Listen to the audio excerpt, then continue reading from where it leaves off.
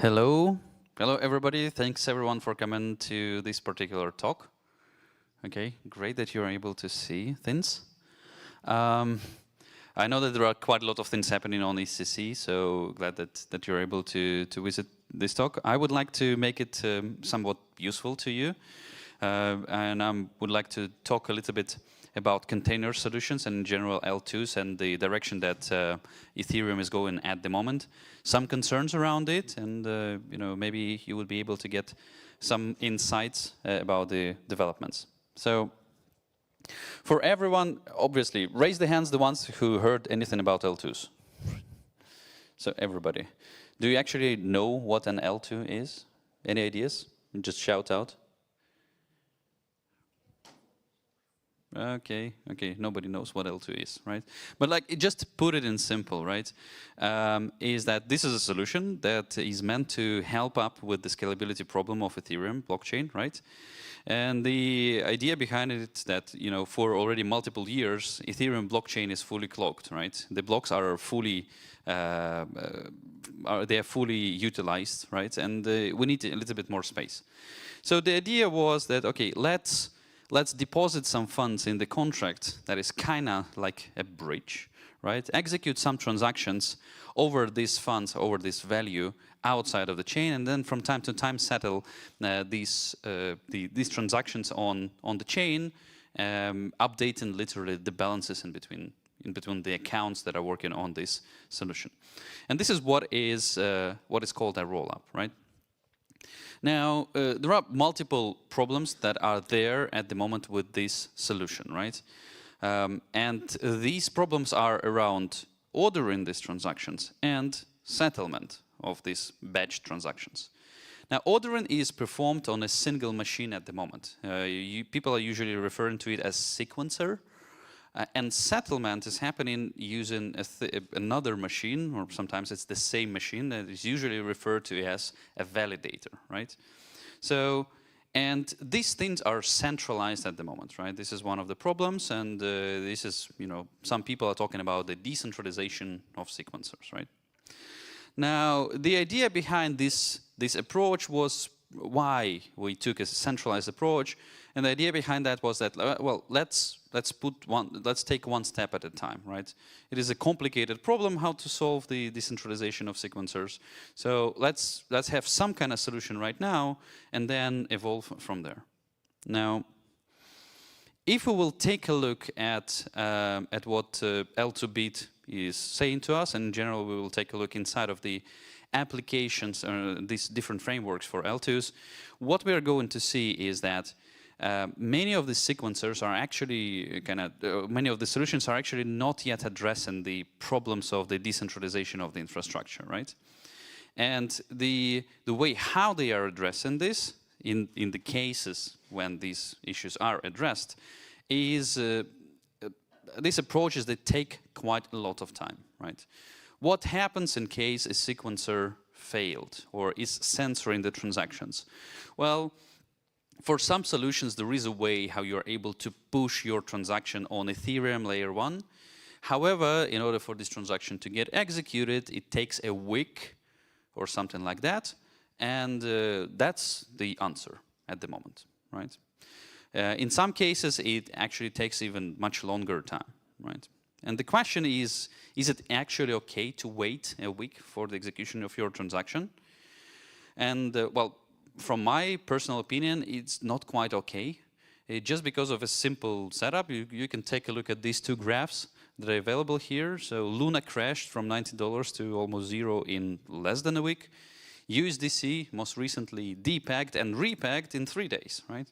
So it is also very important to have practicality in the question of the settlement and the question of the security, right? Because what L2s are claiming is that they are as secure as layer 1 blockchain, and you are able to do everything that you're able to do on the L1 blockchain, right? But the practicality of the solution actually says that, well, actually no, you are not able to do this. This problem is introducing a split inside of the Ethereum ecosystem.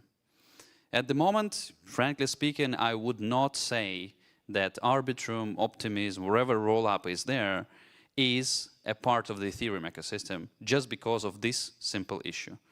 Liquidity, in order for it to be moved, it requires at least hours or like some substantial time, even in the good scenario. But in case we're getting some catastrophic events like these, it is going to be much worse. So, and besides that, there is also an additional problem, right? So these are the existing solutions and an existing problem, right? But besides that, there is an additional problem. And this problem is the synchronous execution of the EVM. And the idea behind the synchronous execution, this idea has been heavily utilized in the existing applications that are running on EVM, right? So what am I talking about here? So imagine a simple Uniswap, right?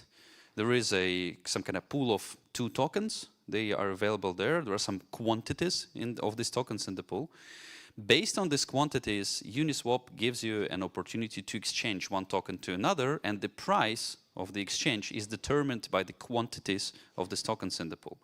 Once a user executes a trade, then the quantities now are different, the price is a little bit different, and now the next user can come in. And here is the pitfall, right? 2 users are not able to execute transactions in parallel. Well, just because the prices are going to be different. You might be double spending some things. Absolutely the same way, user is not able to send funds to 2 people, because in case I have only 1 Ether and I'm sending to Alice and Bob this 1 Ether, these transactions must be done sequentially, because the first transaction will be executed and the second must be dropped or must be failed. So these things are fundamental limitations, right?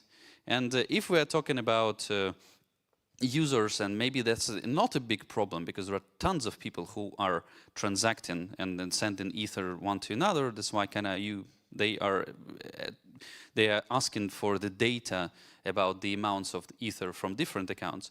But in case we're talking about Uniswap and core DeFi primitives, well, there are not a lot of them, and every like 20% of transactions on Ethereum are the Uniswap transactions, and just the way how, or the transactions that are touching Uniswap, right?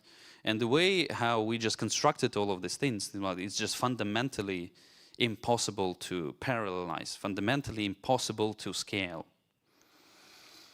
And the only thing that we are able to do with this is just bear, right? This absolute L2s at the moment are not solving this problem. We're going to hit a wall with any L2 absolutely the same way how we're hitting the wall with Ethereum. So I'm claiming that no single L2 is a solution to a problem, right? However, the solution is many L2s, right? In case one L2 is limited, what you can do is, well, you just launch many L2s. But then the question is how you can interoperate in between these L2s. And at the moment, again, they are separated. The transaction execution and settlement time is pretty slow, and that's the problem, right? So I'm proposing you to imagine a wonderland when things are designed a little bit differently, and just see the benefit of the ability when we're coming from a standpoint of we need to solve the problem of launching many EVMs, and then we need to solve the problem of the decentralization of the infrastructure, and also kind of give an opportunity for these L2s to interoperate with each other. So here you go. Here is the design that potentially solves this, right? So imagine a truly scalable L1 solution, which is asynchronous solution. It has some kind of different properties. Smart contracts inside of this solution are calling each other in an asynchronous manner, and because of this, they can be executed in parallel, right? Obviously, it cannot be EVM based, right? Because EVM is synchronous, right? Then imagine on top of this solution a smart contract that implements EVM. That's a pretty complicated thing, a dream and a dream, but it is absolutely possible to put an EVM inside of a smart contract. So when the user is sending transaction to this EVM, every single transaction is settled on this L1. But just because it can be parallelized because of the asynchronicity, well, it can withstand the load. So this will be a validator of this solution, right? And or like a container, right? Now, if we are able to see also, if we are able to introduce inside of this EVM, inside of this container, an ability to call other smart contracts and other containers, well, then this will be an interoperability layer, right? Or an L3 or a universal bridge in between these things. The cool thing about it is that, well, it is not a bridge, which means that it's not going to be hacked. And because it's just the cross-contract call on this layer 1 solution. It will give an opportunity for builders to build very complicated, actually cross-chain applications. So in case there is a swap that is happening, then the liquidity is split in between different containers or different L2s in the same transaction. And then small swaps are executed on every of the L2s, and then the liquidity is gathered back together. This is all possible with this setup. The thing is that it's not quite a wonderland. This thing exists already for some time. So the truly scalable L1 is a near protocol. It is sharded. It can work in parallel. The client that I missed, the second point, the light client of this protocol is working on Ethereum. It is called it's one of the pieces of the Rainbow Bridge, right? So data availability and state transition correctness can be done through this light client. Then there is a contract on top of it, and this is the project that I'm working for, and this is called Aurora, right? There is an EVM that is implemented as a smart contract on top of it. And you're able to take it, fork it, launch it, and here you go. This is your own L2 solution that is there. And we also develop a thing that is called the cross-contract call SDK, which enables the calls in between these EVMs. Though we have built this stuff, I would like to point out from this particular talk that please make sure that if I want you to go with one thought after this talk away, I would say that please remember that there are still quite a lot of things that L2s need to solve, and there are different paths that you are able to address this. Currently, L2s are focused on the security. However, they need to think about scalability and interoperability in between the deployments. And these particular two questions are solved in our solution. So if you're curious to take a look at this, you are able to go to auroracloud.dev. And yeah, that's it. Thank you very much for your attention.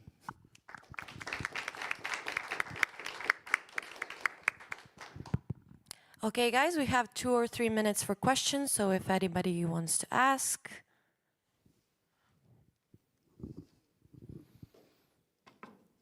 Okay, that will be it. We'll have a small break, or we're gonna have a streaming here, right? Okay. Okay, thanks everyone.